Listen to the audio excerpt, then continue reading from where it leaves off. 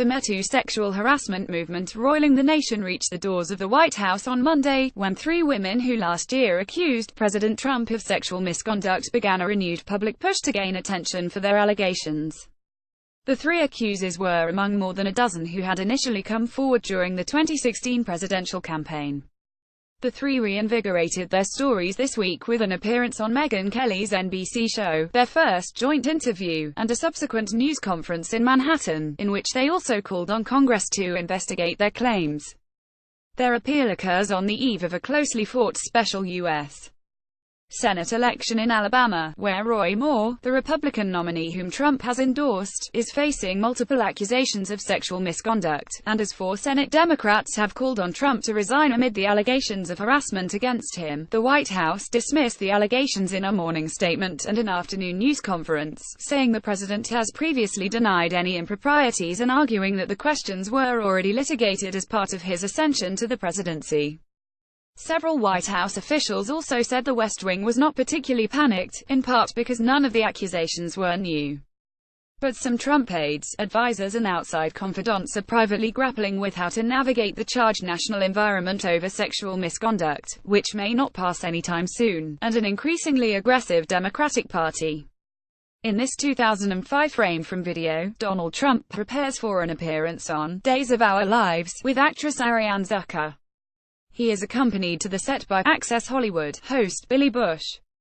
Obtained by The Washington Post, some outside Republicans close to the president said they are increasingly uneasy about his ability to withstand a revived spotlight on his behavior toward women amid the dramatic attitude shift happening nationwide in response to accusations of sexual misconduct against men from Hollywood to Capitol Hill. A number of Trump associates are also wary of the potential political costs if the president goes on a sustained attack against his accusers. These false claims, totally disputed in most cases by eyewitness accounts, were addressed at length during last year's campaign, and the American people voiced their judgment by delivering a decisive victory, the White House said in a statement Monday. The timing and absurdity of these false claims speaks volumes, and the publicity tour that has begun only further confirms the political motives behind them. In a contentious media briefing, in which White House Press Secretary Sarah Huckabee Sanders was asked if she had ever been sexually harassed and if she could empathize with victims of harassment, Sanders said, "The president has addressed these accusations directly and denied all of these accusations."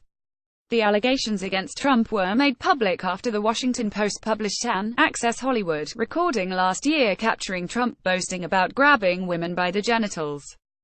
But since his election, the president has occasionally privately cast doubt on the tape, at times suggesting it was doctored or inauthentic. One official said the White House largely views the newfound attention as a media and public relations issue. Once the West Wing realized the three women were giving an interview and news conference Monday, an aide who worked on the campaign and was familiar with the allegations circulated counterpoints from last year and later pointed out small inconsistencies between some of the women's previous statements and what they said on Monday. White House Press Secretary Sarah Huckabee Sanders departs after a news briefing at the White House on Monday. Alex Brandon App in phone calls and meetings in recent days, people in Trump's orbit have deliberated over how best to defend against more than a dozen women who have leveled specific claims against him, while also taking seriously claims of sexual assault and harassment and not seeming to dismiss women, according to 2 people who spoke on the condition of anonymity to talk frankly about the private discussions. There have also been conversations about how the issue could linger through next year's midterm campaign season, and how to handle the possibility, one outside advisor said. As the president said himself, he thinks it's a good thing that women are coming forward, Sanders said in her Monday news conference. But he also feels strongly that a mere allegation shouldn't determine the course. On Sunday, Nikki Haley, the ambassador to the United Nations and one of the most high-profile women serving in the administration, said that women who have accused Trump should be heard, offering what appeared to be a sharp break from the official White House position. They should be heard, and they should be dealt with, Haley said when asked on CBS's Face the Nation about the allegations other women have made against Trump. And I think we heard from them before the election. And I think any woman who has felt violated or felt mistreated in any way, they have every right to speak up. Democrats have been quick to jettison several members of their party accused of harassment, including pushing both Sen. Al Franken and Rep. John Conyers Jr., Mitch, to resign. Democratic lawmakers and strategists believe they can seize the moral high ground and use the issue to bludgeon Trump and his fellow Republicans. On Monday, Sen.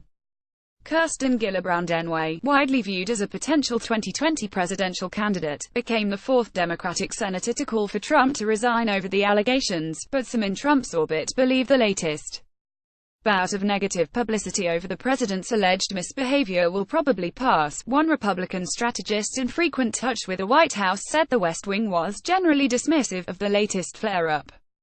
They think he's invincible on this issue, because he survived the Access Hollywood tape, said the strategist, who spoke on the condition of anonymity to recount private conversations.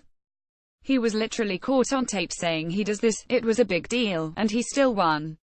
The Republican added that if Moore prevails in Tuesday's election, the White House will only feel more emboldened. Moore is facing allegations from multiple women that he made sexual advances toward them when they were teens and he was in his 30s.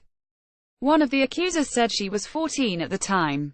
Moore has denied the allegations. The three women who retold their stories Monday were Samantha Holvey, a former Miss USA contestant who in October 2016 said Trump inappropriately inspected pageant participants, Jessica Leeds, a New York woman who said Trump groped her on a plane, and Rachel Crooks, who said he kissed her on the lips at Trump Tower. The news conference was organized by Brave New Films, a non-profit group launched by producer Robert Greenwald with the goal of promoting activism around liberal causes through short, low-budget documentaries. The group has a budget of about $2.6 million, according to Jim Miller, its executive director. "I didn't want to go through it all again," Holvey said in an interview after the news conference, recalling the backlash a year ago and the feeling that she hadn't been heard. But the idea of getting together with other women who had similar experiences interested her. "As a group, there might be more of an impact," she said. And she was also noticing a change in her Facebook feed, with people asking, "What about Trump?" Holvey suggested it made sense for Trump's accusers to speak to the public again given the way the country's atmosphere, and response to alleged sexual misconduct, has shifted over the past year.